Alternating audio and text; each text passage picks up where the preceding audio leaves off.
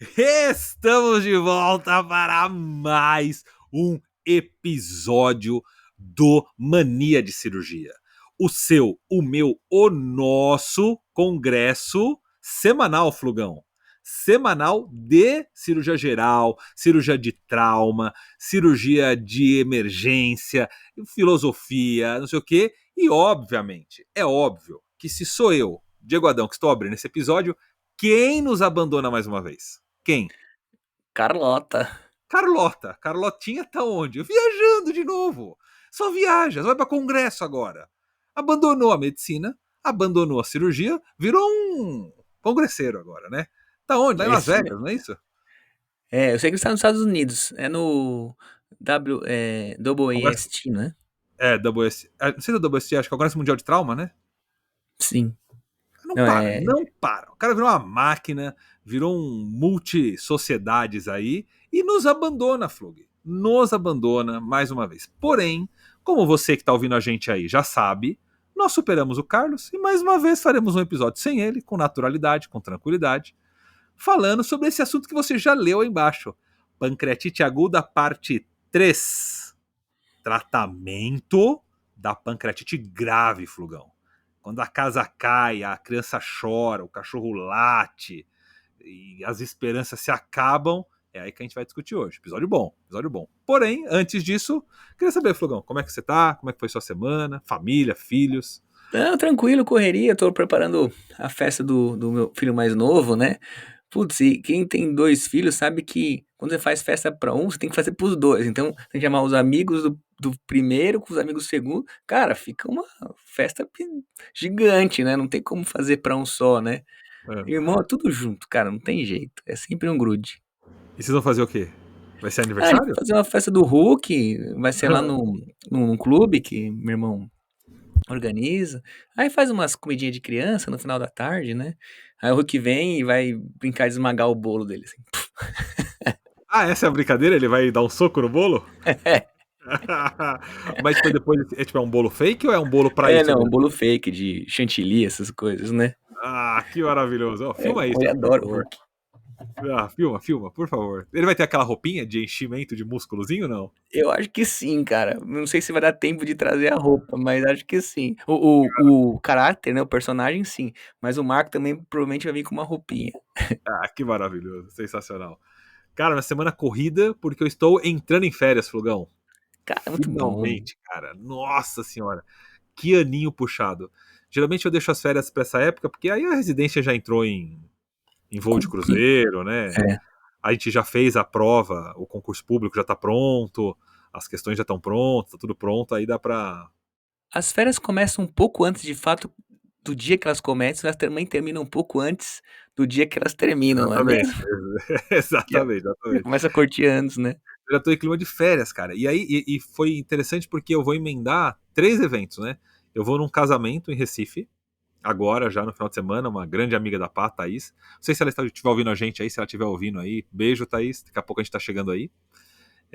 Depois eu vou num outro casamento em Natal, de um grande amigo meu, supervisor do programa aqui, o Léo Del Grande. Ele vai casar lá em Natal, então também se você estiver ouvindo a gente aí, Léo, um abraço. Estaremos aí.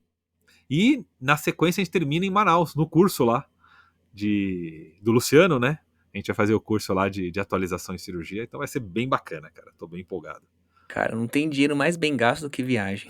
Maravilhoso. Só que você vai ser cansativo, né? Porque são 3 bate-voltas meio longe, né, cara? Mas é tudo dentro do Brasil, É então é que você mais. é velho, né? Eu sou novão, eu tiro de letra. Ah, tira, eu já vi.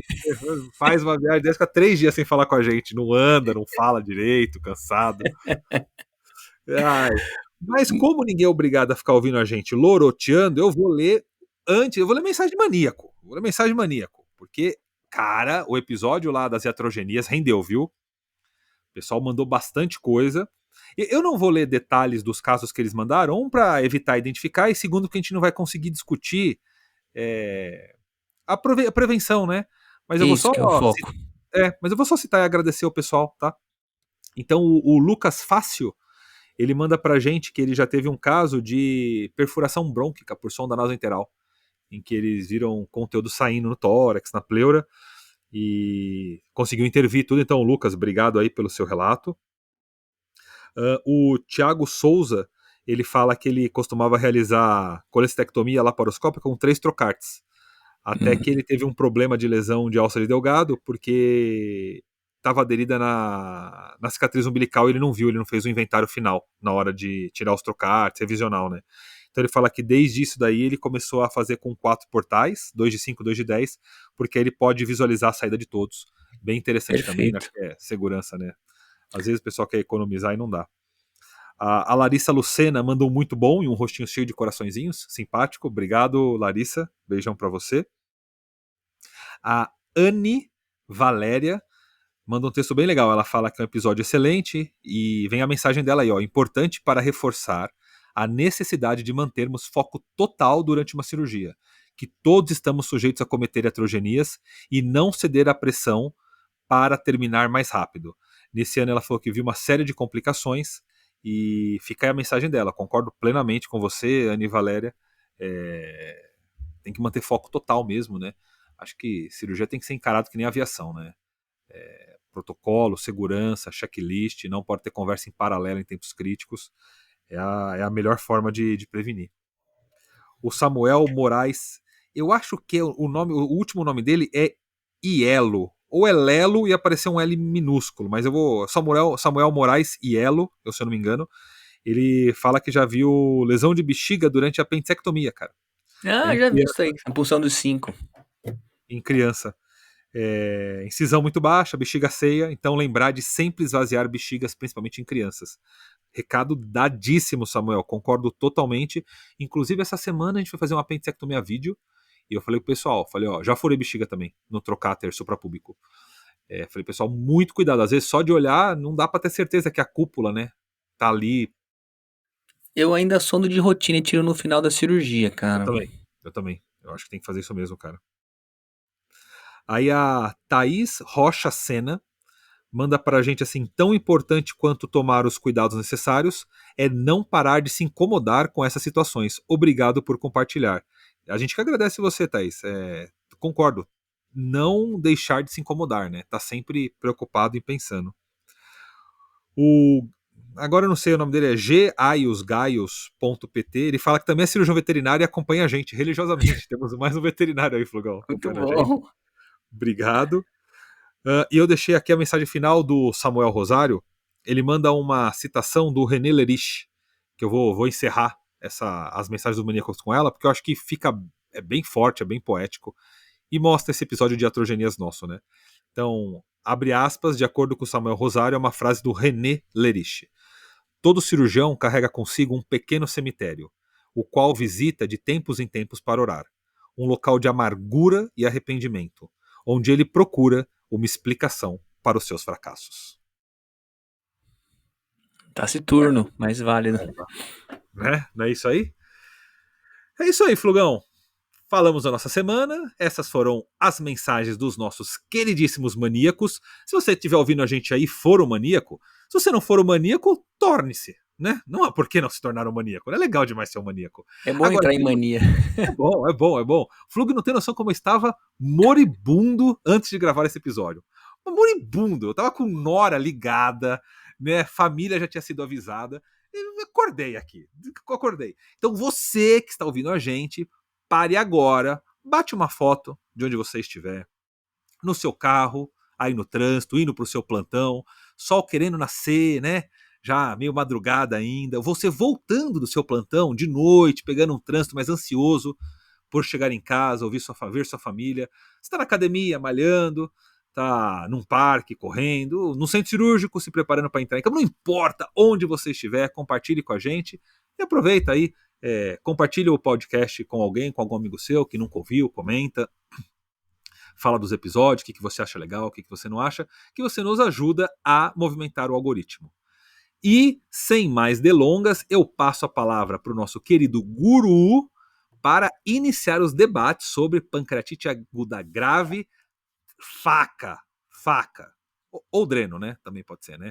Mas tratamento da pancreatite aguda grave. E aí, Flogão, o que você preparou pra gente?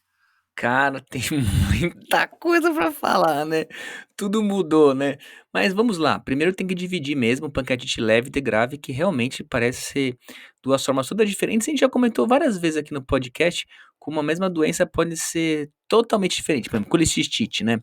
A colicistite difícil, né? Aquela que você não tem o trigo de segurança, você conduz de maneira diferente da colicistite. A diverticulite também, nas formas leves, das formas graves, a sua agressão é diferente, e a pancreatite não foge desse, desse paradigma que se comporta, né, de maneira totalmente diferente. A gente acredita que seja muito mais uma resposta genética do sujeito do que algo que tenha obstruído o ducto Pearson, ou seja lá o que for, ou bactéria, enfim, né? Esse É uma, sistema, a correlação do sistema imune, sistema inflamatório, né? Como o indivíduo reage ao agravo, né? Exatamente, tipo, a gente fala que brincadeiras, né, que a pancreatite grave seria tipo uma asma do pâncreas, né, o cara fica louco, começa a atacar e não para mais, né, começa a se retroalimentar. Nunca tinha ouvido essa. Você acabou de inventar. Acabei de inventar, mas pareceu que foi uma boa. Tinha certeza que você inventou. Eu falei, não, nunca Como é ouvi que você esse sabe negócio. quando eu invento as coisas? Porque primeiro que isso é um bastidor nosso. O Flug, ele adora inventar termos, situações, analogias, né? Só que o que ele faz? Ele coloca esses termos com naturalidade. Não, a gente estava acostumado a dizer, alguém diz. Só que o cara fica muito na cara que você acabou de inventar, Flug, a asma do pâncreas, cara, que coisa maravilhosa. É uma resposta desenfreada. E aí, o que aconteceu, né, pra ser um pouco mais acadêmico agora, né? Coisas básicas que a gente tinha começaram a cair por terra, né? A gente viu na parte leve da dieta mais cedo e tal. Só que a grave foge um pouco desse parâmetro. Já alguns trabalhos que você mostra que na grave não deve insistir tanto em dieta assim como a gente insiste na leve, porque parece ser um outro padrão de doença, né? É claro que você pode fazer uma sonda nasoenteral quando você tem um controle melhor do doente, você vai melhorar esse paciente, mas você não fica naquela pressa como a gente fica na pancreatite leve, né? A gente entende também, agora, só pegando o termo de dieta para começar o assunto, que não precisa ser pós-trites a sua alocação da sonda, você pode ser gástrica. O problema é que por muitas vezes eles têm gastroparesia e você simplesmente não consegue fazer isso, né? Mas você não precisa perseguir isso no seu paciente, né? A dieta parenteral parece não ter muito valor, talvez até mesmo agravar nessa condição de resposta inflamatória tão desenfreada. Ou sendo, ou assim, terminando essa parte de dieta, não precisa ficar insistindo na dieta, você ganha o controle hemodinâmico do paciente e logo em seguida você pode pôr, no caso, presumir que grave ele vai estar entubado ou algo assim, você pode alocar a sonda nasogástrica ou nasoenteral, mas também não precisa insistir em dieta parenteral para ele. Perfeito. Até porque, né, Flugão, muitos pacientes com pancreatite grave, cara, vão estar com nora, né, em altas doses, né? Com uma parte de hipertensão intraabdominal, ventilação mecânica, alto volume gástrico. Então, às vezes você tentar insistir na progressão da dieta enteral não desce, cara, não progride, né? Não adianta. Então, claro que você vai tentar alimentar, né? Mas eventualmente não tem nem condições de fazer a parenteral. Você não tem nem como fazer dieta por veia, quiçá fazer por sonda, né? Então acho que esse é um paradigma bem interessante. Um outro paradigma que vale para leve e não vale para grave é o fluido. Né? Então o waterfall, a gente discutiu na aula passada, né? O waterfall ele fala que tudo bem que ele testou muito fluido e muito fluido, para leve não adianta nada, mas para grave parece que não é tão assim claro que você tem que segurar a mão em fluido. Inclusive, o último consenso da American College of Gastroenterology sobre pancreatite aguda, eu até abri aqui para ler na íntegra a frase, né? Na sua recomendação, ele tem a seção, ele é desse ano, sobre o guideline de pancreatite aguda grave do Colégio Americano de Gastroenterologia. Na seção manejo inicial, a recomendação de número 3, se você for procurar, diz o seguinte: nós sugerimos, para os pacientes, claro, com pancreatite aguda, ressuscitação volêmica moderadamente agressiva. Então veja como é diferente. Então ele autoriza você ser agressivo no volume, só que para não receber a crítica da literatura atual e para as pessoas não perderem a mão e fazerem 10, 15 litros de volume, ele coloca o moderadamente agressivo. Ele não diz necessariamente o que é ser moderadamente agressivo. Mas a mensagem por trás está assim: a pancreatite aguda grave é como um grande queimado. É como uma sepse. Então ele vai perder muito líquido para o terceiro espaço. Então não adianta você pegar os princípios de fluido restrição do trauma, de fluido restrição da sepse nas suas fases iniciais e aplicar para a pancreatite aguda, que não vai valer. Não vai valer. Né? Ainda na pancreatite grave, fluido é importante para prevenir a necrose do pâncreas. Porque o indivíduo ele fica chocado pela CIRS, né? pelos dumps da pancreatite aguda, e a tendência da literatura é você segurar a cristalóide e dar nora, certo? Só que a hora que você começa o vasopressor, você isquemia mais o pâncreas ainda. Cara, isso é muito interessante, porque a Né? nora, ela tem esse componente de ser vasoconstritor no território Esplâncnica. esplâncnico, Exato. que é justamente o que a gente não quer.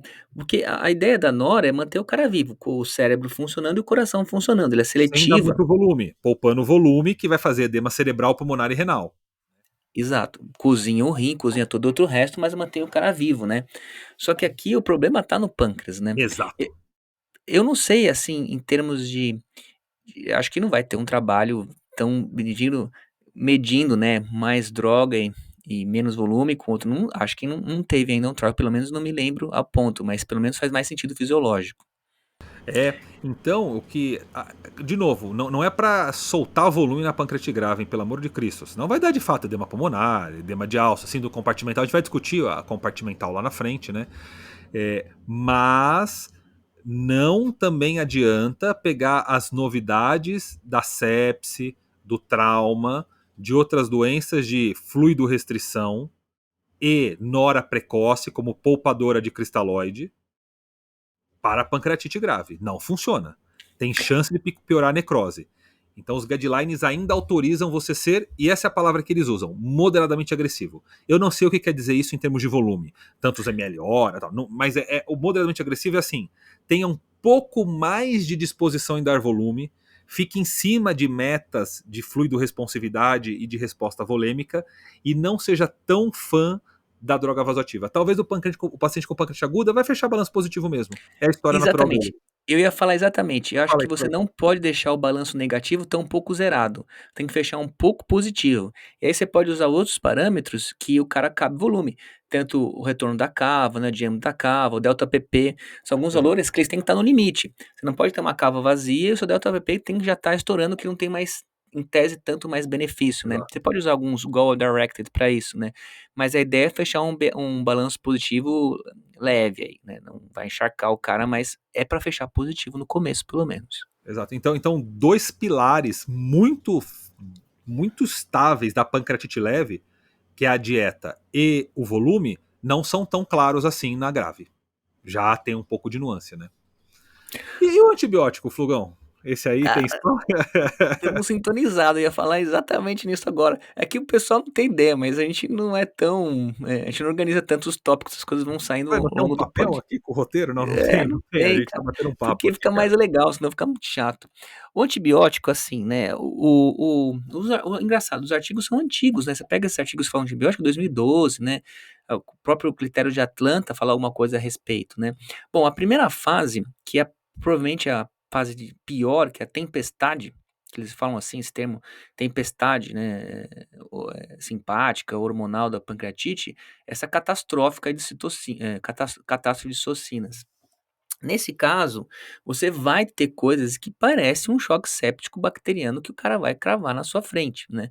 É febrão, taquicardia, hipotensão, é um choque séptico. Só que você não vai ter, no caso, esse elemento bacteriano. É inflamatório. É É um choque muito distributivo. É um choque choque distributivo, né? distributivo, isso. Você não vai ter o agente externo, Infeccioso. bacteriano, né? O virulento, né? Vou falar bonito. É, É um choque por dumps e não por pumps. É, Pô, bem lembrado. lembra os Acertou em damage cheio. associated molecular patterns e os patógenos associated. Então, são padrões moleculares associados à lesão celular e não padrões celulares associados a patógeno. Porque Que ambos eu, vão terminar naquela via comum daquele receptor com 7 domínios transmembrana chamado Toll-like receptors. tu lá que o Receptor tem um LPS Lembra? que ativava muito isso, né? É, que vão liberar no final, vão aumentar a expressão da NO indutase, a óxido nítrico indutase, se eu não me engano, que é vasodilatadora. Então, tanto a via de restos celulares de patógenos, quanto a via de restos celulares nossos, restos de DNA, restos de mitocôndria, célula e tal, ambos terminam numa via comum de liberação de óxido nítrico e faz o choque distributivo, né? Então é muito parecido com o choque séptico, né? Claro, mutatis mutandis é muito parecido. Quando chega, você não...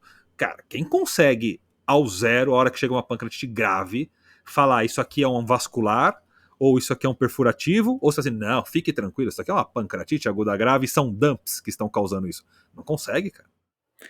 Então aí começa a complicar o cenário, porque você vai ter o emocional do cirurgião, pode até se entender, e você bem lembrou que, pode complicar algumas coisas. Ele pode ter uma fístula do cólon, por exemplo, já nessa hora. Ele pode ter uma trombose portal. Ele pode ter um aneurisma com a esplênica, né? Aneurisma, né? Corroer a esplênica e ter um sangramento. Então, por vezes, eu acho que não é tão, como é que eu posso dizer? Não é tão criminoso você enfiar uma tomografia nessa fase simpática.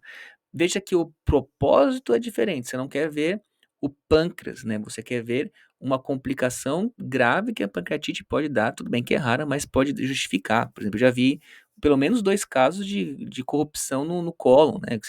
Que Sim. fica com peritonite fecaloide junto pelo pâncreas, né? Ele corrói o cólon. E acho que a gente, não sei se a gente comentou no episódio da pancreatite leve, mas se o seu serviço tiver uma triagem para protocolo sepse, esse paciente pontua. Ele entra como sepse. E é critério de qualidade uma pancreatite que entra grave ser tratada como sepse. Você não sabe que ela é uma pancreatite. O paciente chegou com disfunção orgânica. O certo é ele ganhar a primeira dose de antibiótico e aí na sequência ele vai para tomo, né? Muito provavelmente ele vai para tomo. Como você falou, não é tomo de estadiamento de gravidade. É tomo de definição diagnóstica. Vale a pena fazer um parênteses aqui, porque a gente não está falando da pancreatite moderadamente grave que vai se resolver. Que chega uma creatinina levantadinha, uma leve disfunção orgânica e que 48 horas ela resolveu. A gente está falando daquela pancreatite que chega moderadamente grave e continua grave, ela vai virar grave. Já chega muito mal, muito mal. Esse paciente chega muito mal, o outro que você sacou que é uma pancreatite, você não vai dar antibiótico. Você não vai tomografar. Você consegue resolver tudo com a parte clínica. Mas esse aqui, quanto tempo demora para sair uma milásima lipase? 30 minutos, 40 minutos? O serviço Muito foi rápido. muito, né? Enquanto isso está fazendo tomo, enquanto isso está ganhando antibiótico, está colhendo cultura, está ganhando gás arterial. Você está tratando como um perfurativo, como uma sepse abdominal, uma diverticulite. Você não sabe o que é, né? Você não sabe o que é. Então, mais um pilar aí, né? O antibiótico como pacote da primeira hora da sepse entra em quase toda a pancreatite que chega grave. Depois você tira. Mas é diferente, eu tenho certeza que o Flug concorda, daquele paciente que você entendeu que é uma pancreatite grave, você entendeu o que é, e você agora quer fazer profilaxia de infecção. Então, Flugão, uma pancreatite grave, tá aqui, nos primeiros 3, 4 dias eu saquei que ela é grave, vi que tá com uma área de má perfusão pancreática, tem necrose, posso deixar um antibiótico para impedir que infecte? Acho que essa é a dúvida, né? Esse não Sim. mais, né? Concorda? Não. E mesmo quando você usa alguns critérios mais objetivos, né? A gente fala que o PCR depois de 48 horas acima de 150, ou mais precisamente acima de 300, seriam grandes preditores até mesmo de infecção. Eles são preditores. Não quer dizer que vai ter ou não. E não se justifica usar antibiótico mesmo nessa presença desses critérios. Porque a resposta é inflamatória. Claro que quanto mais inflamatória, maior a chance de ter infecção no futuro, mas não é. Então não queime um antibiótico e eu acho muito improvável de você conseguir ter uma infecção da primeira semana. Quase todos os estudos mostram isso, desde os critérios de Atlanta, que mencionam isso, mas como várias outras revisões descritivas sobre pancreatite. Então, perfeito. Então, no máximo, esse paciente ganha 2 doses de antibiótico, né? Ganha a primeira da entrada e talvez a segunda enquanto você está entendendo o que está acontecendo. A hora que você entendeu que é pancreatite grave, suspenda o antibiótico imediatamente, para não fazer seleção bacteriana, porque ele vai infectar, como o Flugão falou, lá no 10º dia, lá no 14º dia, e ali você vai precisar dar chumbo grosso. E se você tiver queimado na entrada, já era, né? E talvez a frase que eu mais queria falar no episódio de hoje é o seguinte: Já vai soltar talvez. o mantra do guru já? É, não, é que É, calhou. é. Esse paciente talvez morra nessa fase e não tenha nada, absolutamente nada, até o nosso conhecimento hoje, que você vai fazer para revertê-lo. Não vai ser um antibiótico, não vai ser a drenagem, não vai ser a laparotomia. Cara, mesmo você achando que isso vai fazer efeito, porque você vê um cara com febre, com dor, você fala, meu Deus, tem que fazer alguma coisa. O intensivista vai pressionar, todo mundo vai te pressionar, mas confie, não, infelizmente não tem, não nessa fase. Ótimo, ótimo. E aí, Flugão, vamos falar das 3 complicações agudas leves, mais comuns dessa pancreatite. Coleção líquida, pancreática peripancreática, necrose, pancreática peripancreática e necrose infectada, tá? A gente está falando até 4 semanas, vamos lembrar que em geral 4 semanas é o corte em que esses termos mudam de nome, né? Vai virar pseudocisto, vai virar WON, mas esse é motivo de outro podcast. Vamos falar das coleções líquidas e necróticas, estando ou não infectadas. Quando que você acha que tem que ter algum tipo de intervenção nesses 3 cenários? Coleção líquida, se você drena ou não, necrose, se você mexe ou não, e infecção, como que você cuida dessa infecção? Comenta aí. Bom, as coleções líquidas, né? Elas são fluídas, são homogêneas, elas não têm debris. Essas que, por vezes, podem virar um pseudocisto com o passar do tempo. A princípio, essa eu não indicaria nenhum tipo de intervenção. Tampouco drenagem, antibiótico, ou seja lá o que for. Ela é só uma manifestação da pancreatite e fica por isso mesmo. Você vai tratar todo outro resto, mas não se importa com ela. Vai ter a necrose pancreática, né? Desculpa te cortar, só lembrando, né? Essa coleção líquida não obstrui, né? Não é igual o pseudocisto, né? Que tem capacidade de obstruir. Como você falou, é líquido, né? Líquido na cavidade lá, líquido em volta do pâncreas e tal. Nada a fazer, né? Nada a fazer. Teve até algumas vezes a cite pancreática também, nada a fazer nessa fase. Perfeito. Depois você vai ter a necrose mesmo, né? A coleção necrótica aguda, como o Atlanta gosta de eh, parametrizar. Essa, em princípio, ela não é infecciosa, ela é estéril. Estamos falando aí da primeira, segunda semana, pelo menos, né? A princípio, você não vai dar antibiótico, tampouco profilático, tampouco terapêutico. Você vai conduzir e correr atrás do prejuízo, fazendo diálise caso tenha insuficiência renal, dando suporte ventilatório na insuficiência respiratória. Eu gosto de usar os critérios do Marshall, né? A hemodinâmica com droga, respiratória com suporte ventilatório e renal com suporte renal. Você vai conduzindo, né? Por vezes nessa fase que você está avançado, você pode até perder um pouco a mão no balanço positivo e ter algumas complicações compartimental, né? Mas ainda assim não serão infecciosas. Mas, pô, quando é que você vai desconfiar então que essa porcaria tá virando infecção, né? Cara, esse a grande pedra preciosa do manejo da pancreatite grave. Quando? Bom, primeiro, nunca antes da primeira semana. E aí você vai discutir na persistência desses sintomas. Antes de tudo, você tem que descartar outros focos. Se não tem pneumonia, se não tem infecção urinária, né, se não tem flebite, por aí vai, porque esse paciente já está grave, ele já está todo invadido, está com sono da vez e tal, catéter central, ele está muito grave. Então, há grande chance de você ter infecções desse foco também, né? Todo mundo sabe no TI pública, infecção urinária praticamente todo mundo vai ter, né? Pelo menos a maioria. Então, você descartando isso dos focos, né? Na persistência da febre, sinais, e principalmente se você conseguir isolar alguma coisa, né? Eu acho que não tem que fazer PAF, essa coisa antiga de fazer PAF é totalmente sem propósito, né? Você vai avaliando, se ele tem sintomas, não consegue progredir dieta, a droga se mantém por dias, já indo da segunda semana para frente, aí sim a chance de infecção, numa avaliação laboratorial, clínica, e você sentindo o paciente ao longo de um tempo, aí você pode usar um antibiótico terapêutico. Procalcitonina também, né? O pessoal usa muito, né? Procalcitonina também é válido, mas sempre vai ser um preditor, nunca vai conseguir firmar que realmente tem uma infecção. Né? Perfeito. A não ser como você falou que puncionasse, mas a punção tá caindo em desuso, né? Porque Não dá além pra dela fazer. ter um rendimento muito ruim, às vezes a punção transgástrica contamina aquela coleção que não era. Então, hoje, talvez o critério absoluto seja gás na coleção, praticamente. É o que quase todo mundo concorda, né? Você tá vendo que tá tendo um surgimento de gás na coleção.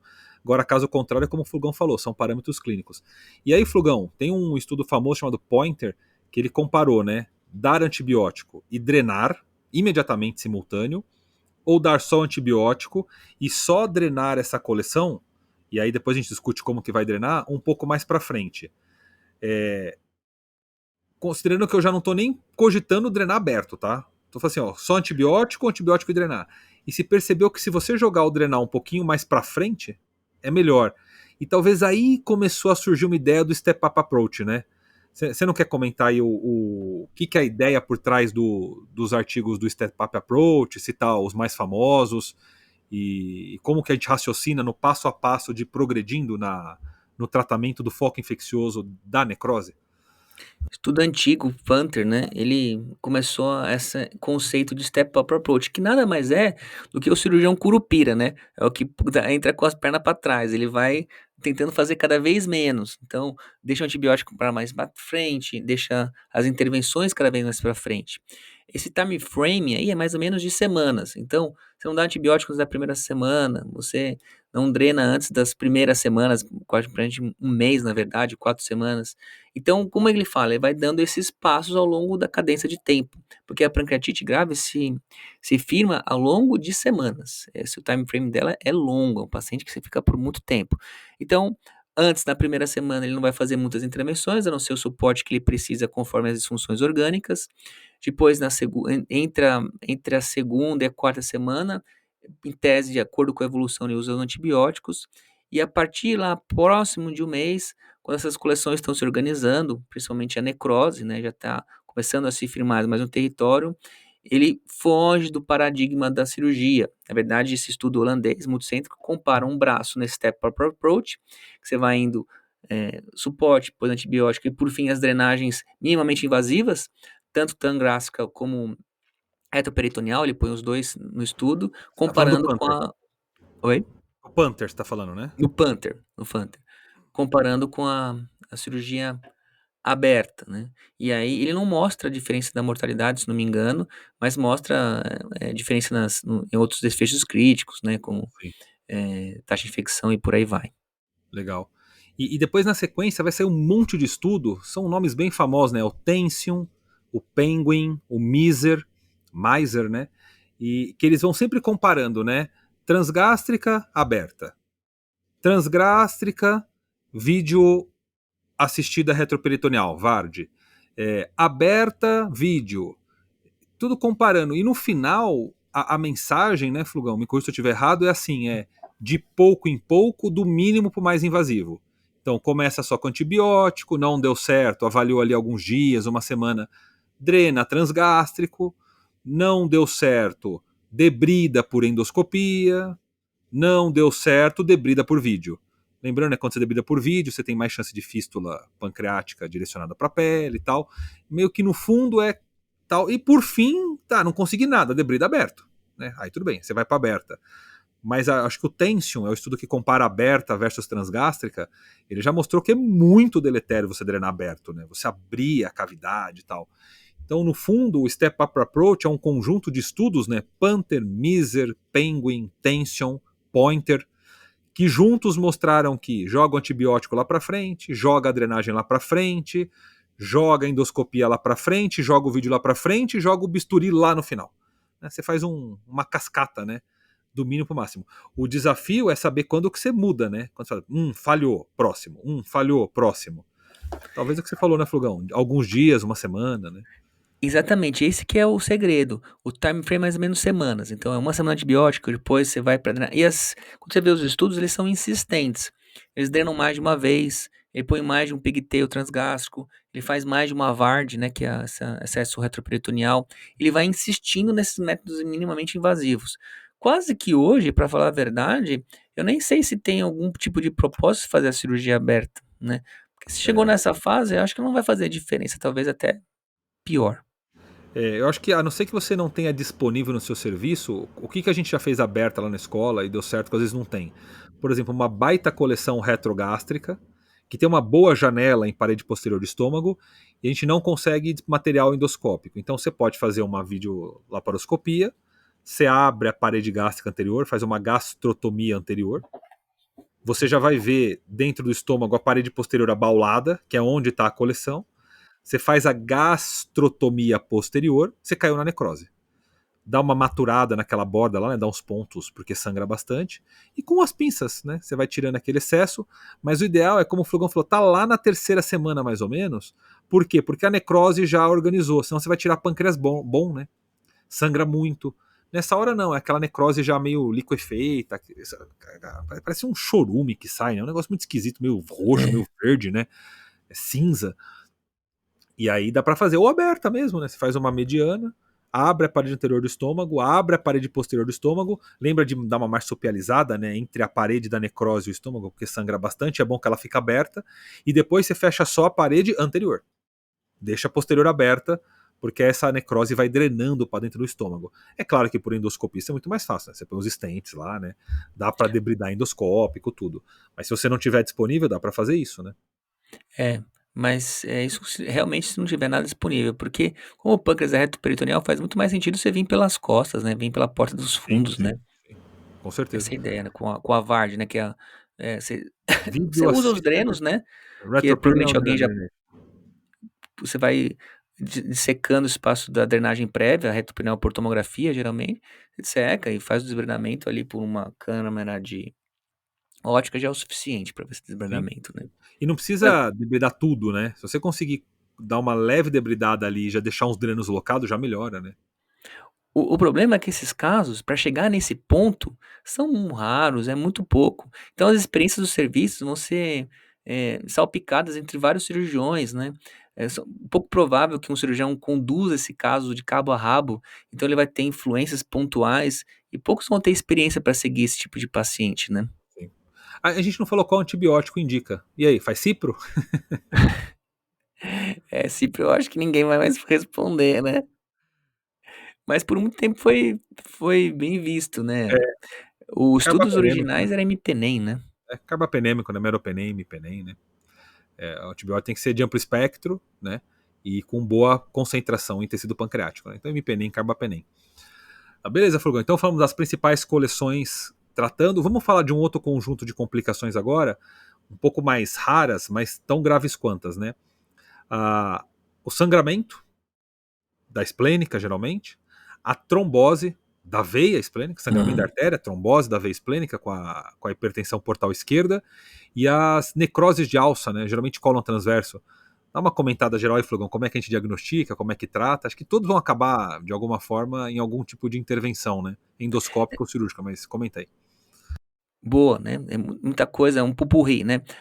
O que eu já vi 2 vezes essa necrose do cólon é catástrofe, essas que são poucas situações que você vai indicar uma cirurgia aberta, provavelmente vai ter peritonite ou algo assim, ou por vezes coleções muito bloqueadas com obstrução intestinal, né. E aí fica horrível, porque você não sabe o que é cólon, você não sabe o que é pâncreas, a mortalidade O é aumento, altíssima. Oi? o aumento entrar no meio ali, cara, Aumento. faz aqueles Puta, é uma espermacetes, zona. né? Fica tudo, nossa, vira uma meleca, cara. Os sangramentos, né, aí vão indicar cirurgia no hemoperitoneo grave. Tudo bem que se você conseguir algum suporte hemodinâmico, o tratamento endovascular seria mais do que indicado, né, para fazer uma embolização da esplênica, por exemplo, né. Mas por vezes o cara choque, você vai ter que ir para laparotomia, você nem tá entendendo exatamente o que tá acontecendo, né, o diagnóstico é realmente tardio. Depois, um caso que nunca mais me esqueci, cara, puta, eu lembro como se fosse hoje. Uma moça, né, nova, fez uma dermolipé com prótese. E aí, aquelas altas, né, hospital dia, algo seguido ao dia seguinte, fazem pacotes particulares, né, aí complica, vai para o SUS perdido.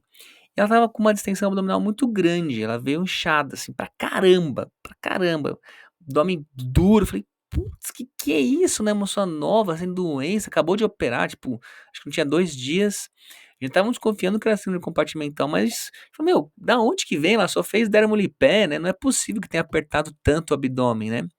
E não deu outra, cara, amilase estourada, era uma pancreatite grave, acho que ela talvez pela cirurgia deve ter compartimentalizado um pouco mais, né, a tensão própria da cirurgia. Cara, teve que fazer uma laparostomia. Acabou de fazer uma cirurgia plástica, cara. Foi traumático essa paciente. Não teve jeito, teve que fazer peritonstomia. Caramba. Não, e é exatamente o que você podia você comentar. Talvez a complicação mais catastrófica da pancreatite grave, talvez uma das mais negligenciadas, é a síndrome compartimental, né? Hipertensão intraabdominal, praticamente toda pancreatite grave vai ter, porque tem excesso de fluido, tem distensão, tem volume gástrico aumentado, tem edema retroperitoneal. Então, um grau de hipertensão, todos eles vão ter.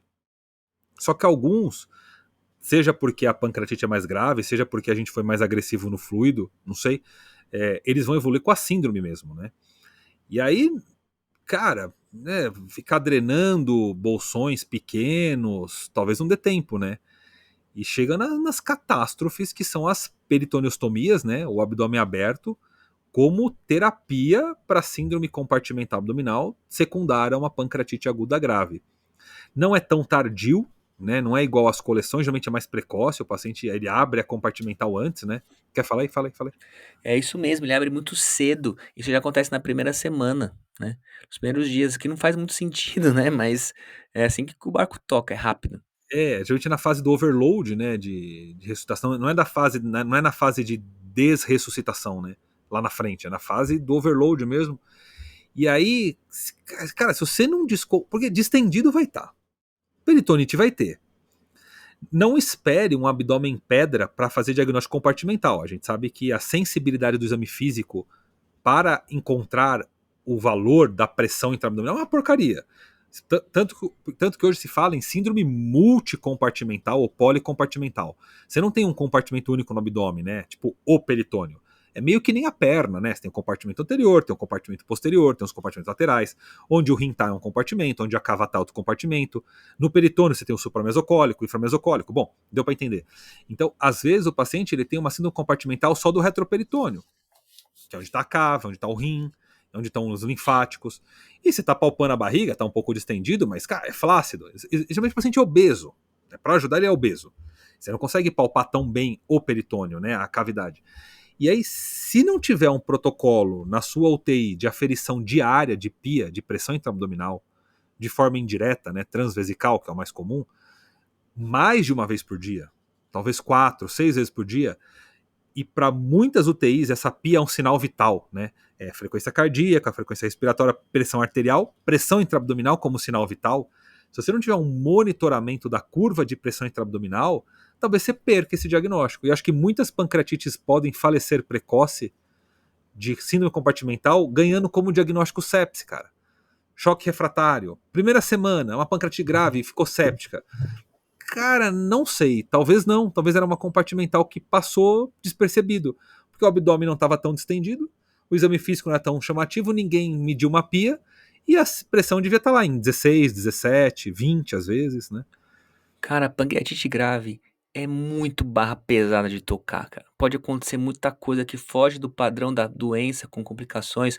Trombose portal, por exemplo, que seria o outro sentido, que pode até dar isquemia no paciente grave. Trombose portal geralmente não isquemia nada, né? Porque por maior que o gradiente pressórico resista, a pressão arterial dá cabo.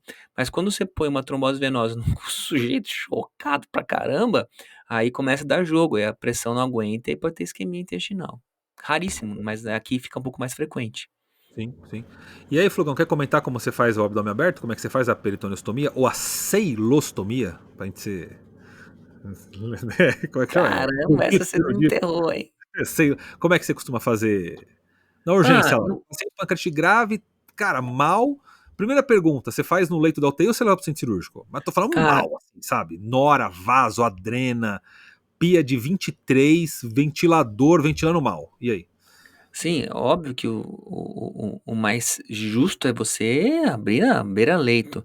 Infelizmente, nos hospitais onde eu trabalho, cara, tem um pessoal lá da CCH que prefere que se perca o paciente do que fazer isso. Chega a esse ponto tragicômico, né? Mas a ideia é que você suba o mais rápido possível e resolva isso. Não dá para perder muito tempo mesmo. É uma ultra prioridade. Em termos de técnica, a mais simples possível, né? No serviço onde eu opero, a gente gosta muito de fazer terapia a vácuo, né? Então a gente já começa vácuo, mas não faria vácuos comerciais nesse primeiro momento. Faria o famoso taba-vácuo aí do jeito que dá. Só nas trocas sucessivas faria um material mais firme. Ah, legal, perfeito. Eu vou só comentar tecnicamente como a gente faz, porque talvez o pessoal não tenha também. Eu não tenho acesso sempre ao Abter. Opa, falei. É. Deposita na nossa conta aí, empresa. É, foda-se, o Abtera, a gente não tem disponível, cara. Então a gente faz o Barker mesmo, né? E como é que a gente faz lá na escola, né? Então, paciente super grave, a gente põe sondas e drenos, né? Então, sonda nasogástrica para descomprimir, sonda retal se estiver comprimido, joga um bolsão líquido rapidinho, relaxante muscular para tentar relaxar. Cara, fiz tudo em algumas horas, isso é muito rápido, né? 1, 2, 3 horas, assim, né? Cara, fiz tudo rápido, não baixa a pressão, o paciente continua subindo nora, vaso. Eu tô falando assim, nora concentrada, 20 ml hora. tá dando 0,04, 0,5, dose de choque refratário, vaso 0,6, adrena 10, 20, gente grave, cara. E passamos sondas, drenos, não resolveu. Cara, a gente abre no leito mesmo. A gente conversa lá com o plantonista, explica tudo bonitinho, paramenta tal, faz a peritoneostomia no leito mesmo. Se der pra ir pro centro cirúrgico, beleza. Se não der, a gente conversa, abre no leito, lâmina fria, abre por planos, não sangra, pode ficar tranquilo, não sai uma gota de sangue, sai líquido, cara.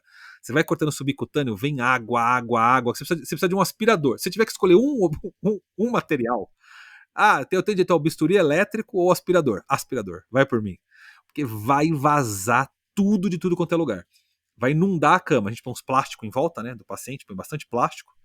Centro cirúrgico também, põe a plástico porque vaza muito. Aí, cara, se você abrir a alça, já eviscera na hora. Cara. Na hora que você abre um pouquinho, já eviscera tudo. E aí, a melhora é imediata. Respiratória, pelo menos, né? Tudo. Um vasopressor sai, ventila melhor, tal. Aí ele vai ficar ali com ou um vasopressor só ou dois. E é como que a gente faz o Barker. A gente pega aquele saco estéreo, né? Aquele saco plástico estéreo, né? Azul, verde, vermelho, aquele grandão. A gente geralmente não é um saco de lixo, né? Esterilizado, né? A gente corta uma folha dele única, né? Corta ele assim, abre ele para ficar uma folha única, faz meio que uma elipse, né? Um oval, meio no formato do peritônio, faz uns furinhos nele com uma lâmina 11, furinho bem pequenininho, não pode fazer furo grande, senão a alça sai por ele, né? Então faz vários furinhos pequenininhos e vai encaixando, né? Nos recessos. Geralmente o falciforme atrapalha, então você tem duas opções, né? Ou você corta o falciforme ou você corta um pedacinho do plástico só para ele encaixar de cada lado do falciforme e deitar em cima do fígado. E aí põe bem nos recessos. Nessa hora não é tão fácil pôr, porque a hora que você empurra, a hora que sua mão volta, o plástico volta engruvinhando junto. Então você levanta com farabefe, com doyan, pega uma pinça longa, tipo um cherron, monta uma gaze na ponta, e você vai empurrando esse saco com essa gaze, ele vai encaixando, encaixando, encaixando. Encaixou bem. Como que a gente faz lá? A gente pega algumas compressas e põe só na linha média ali em cima do plástico, sabe, Flugão? Porque imagina a cavidade tá aberta, eu tô vendo o plástico só, né? Eu tô vendo aquele fundo azul, faz de conta. Eu só cubro essa parte aberta de subcutâneo com um conjunto de compressa. Geralmente umas 4, 5 cobre. Aí você pega uma sonda nasogástrica, põe deitado em cima dessas compressas e eu gosto de tirar por cima, assim, sentido chifoide, assim, passando pelo tórax do paciente. E aí você cobre mais uma vez essa sonda nasogástrica com mais algumas compressas. Você fez um sanduichinho, né? Na linha média de compressas com uma sonda nasogástrica no meio. Seca bem, depila se tiver pelo, principalmente na pub, ali embaixo, tira aqueles pelos da pub, tira o pelo do tórax, seca bem, se precisar passa um álcool para ficar bem sequinho, e aí é a hora de colar o ioban, né? Aquele plasticão, o contact, né? Lá na escola duas pessoas seguram o ioban, uma de cada lado, uma terceira tira aquele papel, você fica segurando no alto ioban, que nem se fosse esticar uma cama, né? Duas pessoas segurando um lençol. E aí vai descendo ele, desce, cola bonitinho, liga o vácuo. Na hora que liga o vácuo, tudo enruga, faz... E aí começa a aspirar líquido na parede. Aí é a coisa mais linda do mundo, cara. Precisa colocar um reservatório, hein? Senão você vai inundar a sua parede com líquido, né? Precisa colocar aquele frasco de reservatório. Eu gosto de fazer assim, a única coisa que eu faço diferente é que sonogástrica eu substituo por um portobac grosso e faço por contra-abertura na pele. Fica mais fácil de grudar o ioban. Sim, sem dúvida. O risco de você tirar a sonda pela pele é que se alguém puxar a sonda, ela levanta o plástico junto, né? Quando você faz contra-abertura, saindo longe, aquela parte que a sonda tá no subcutâneo, o plástico tá colado. Se puxar a sonda, no máximo a sonda sai. Ela não levanta o plástico, então tem que tomar bastante cuidado com isso mesmo. Eu acabo não fazendo a contra-abertura sempre, Flugão, porque nem sempre eu tô no centro cirúrgico, né? Porque fazer a contra-abertura precisa cortar, precisa enfiar um Kelly, secar o subcutâneo, puxar a sonda e tal. Nem sempre eu tô. Na UTI eu faço. Mas se for ficar mais tempo, eu gosto de fazer. E de vez em quando, eu acho que uma tração facial vai bem. Você dá uns pontões na fáscia, pega um Vicryl 1, dá vários pontos em, tipo um SMED. Não é para apertar, só para manter próximo.